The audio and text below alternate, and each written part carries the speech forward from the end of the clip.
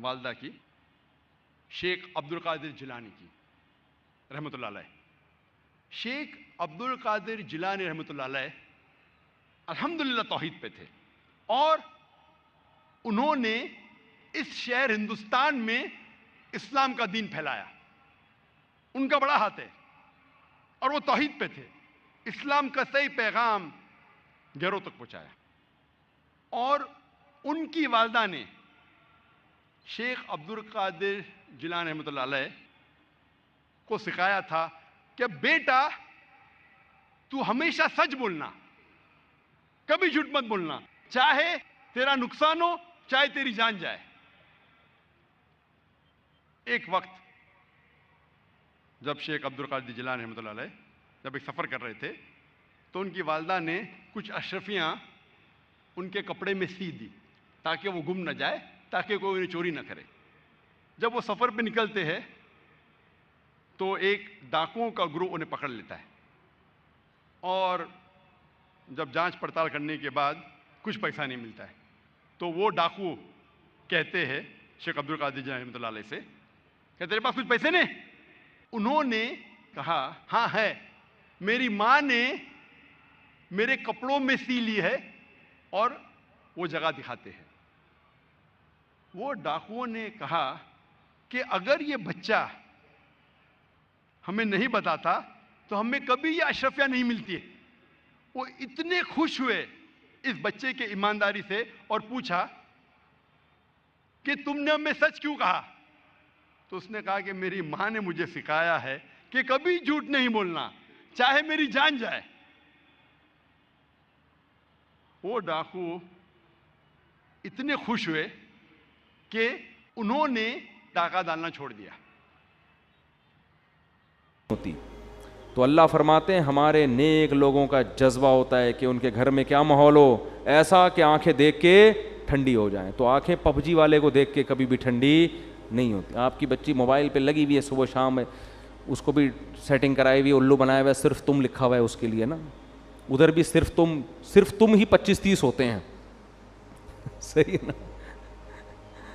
फिर अब्बा को टोपी करा रही है, अम्मा को टोपी करा रही है, भाई को टोपी करा रही है, और इसलिए करा रही है कि उसको पता है मेरा भाई भी टोपियाँ करा के निकलता है, ये मदनी मस्जिद का कह के जाता है, पता नहीं कहाँ से होके आ रहा होता है। सब टोपी गिरी चल रही है। तो घर में फिर मेरे भाई मोहब्बत का माहौल बोलो यार नहीं हो। मैं ऐसे घरों को भी जानता हूँ, अल्लाह हमारे घरों को भी ऐसा बना दे उलमा के कि वो रमज़ान में उनकी बच्चियाँ 10-10 पारे तिलावत कर रही हैं रोज़ाना। घरों में मुकाबले चल रहे हैं, तहज्जुद में मुकाबले चल रहे हैं, बेटा 15 पारे पढ़ रहा है रोज़ाना, ठीक है ना। कैसा घर का अच्छा माहौल होता है तिलावत का, नमाज का, तहज्जुद का। ठीक है 24 घंटे ये सब कुछ नहीं होता, तफरी भी चाहिए इंसान को, खाना पीना भी चाहिए, थोड़ी तफरी भी चाहिए, आउटिंग भी चाहिए, लेकिन ये भी तो चाहिए ना। आउटिंग तो दबा के हो रही है, खाना पीना भी दबा के हो रहा है, बस 24 घंटे इंटरटेनमेंट में ही गुजर रहे हैं। तो फिर ये घर का माहौल ना इसमें मोहब्बत होगी ना इसमें सुकून, चीखो पुकार लगी हुई है। बच्चों को एक चीज़ सिखाया करें, बस ये मैं मलका सबा का वाक़या कल बयान करूँगा। बच्चों को उसमें वाक़या इससे ज़रूरी कि मलका सबा औरत होके बड़ी ज़हीन थी, तो इससे ही पता चलता है कि सारी औरतें ऐसी नहीं होती। जो मैं बार बार कहता हूँ, जो मेरा बयान सुन रही हैं वो बहुत ज़हीन है, तो वो मलका सबा का वाक़या सुन के आपको अंदाज़ा हो जाएगा कि बड़ी बड़ी ज़हीन भी होती हैं। तो एक बात करके बस बयान ख़त्म करता हूँ कि देखो बच्चों को ना घर में चीखने चिल्लाने ना दो। एक उनको ड्रेस सही पहनाओ प्रॉपर, और एक उनको चीखने चिल्लाने, और इसके लिए ज़रूरी है जब खुद भी आवाज़ हल्की हो आपकी, इससे बहुत माहौल ख़राब होता है। घर में माहौल ये बनाओ जब शादी हो ना उसी वक्त से। अब तो जिनके बच्चे बड़े हो गए अब वो बहुत मुश्किल है। जब शादी हो तो पहली रात बेगम को जो आपने सबसे अहमियत के साथ जो बात समझानी है, पहले तो बेगम को बताएं कि बेगम मेरी आपसे शादी हुई थी, उस सिलसिले में मैं आपके सामने हाजिर हुआ हूँ। ज़रा तमीज़ से ना, लखनऊ वालों की तरह एकदम नसीहतें नहीं शुरू कर दें। वो कहे कि यार अभी आगे बैठा है कोई मोहब्बत की बातें करो, आते ही एकदम चिल्ले 4 महीने की बातें शुरू कर दी, इसने नसीहत शुरू कर दी। तो आप पहले यूँ शुरू करें कि मेरी आपसे शादी हुई थी, उस सिलसिले में मैं हाजिर हुआ। उसको ये बताएं कि देखो हम जब भी बात करेंगे ना आपस में, हमारा वॉल्यूम क्या होगा, 25 तक बस बर्दाश्त करेंगे हम, ठीक है ना। 25 से ऊपर किसी का भी वॉल्यूम हुआ तो वो जुर्माना देगा। सही है, अपने बारे में भी 50 भी बहुत है, 100 तो अभी तो डायरेक्ट 100 पे होता है जाके ना, यूँ घुमा देते हैं। ये चीखो पुकार अल्लाह को पसंद नहीं है।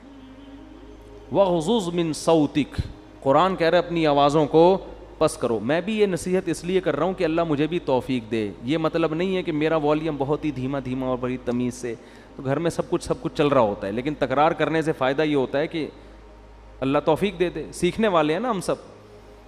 कभी हो सकता है मेरी भी आवाज़ उछलते कूदते हुए बाहर आ जाए गली में और चीखने चिल्लाती भी, आप बोले उस दिन तो बयान कर रहा था, तो भाई हम भी सीखने के लिए कह रहे हैं बातें, लेकिन बात अच्छी करनी चाहिए इंसान को। तो पहली दिन उसको बता दें कि हमारा जो वॉल्यूम है ना वो हमेशा 25 से नीचे नीचे रहेगा, 25 से ऊपर नहीं। जितना अब 100 किसे कहते हैं, पूरा गला फाड़ के जो बात करो ना, ये तो 100 है। उस गले को हमने 4 हिस्सों में डिवाइड करके 25 से ऊपर नहीं जाने देना, बल्कि उसमें कुछ लगा भी दें, ऐसा सिस्टम जो ऊपर नीचे हो रहा हो ना, वो बता रहा हूँ, कोई ऐसी मशीन लगा दें तो इसके बड़े फ़ायदे हैं।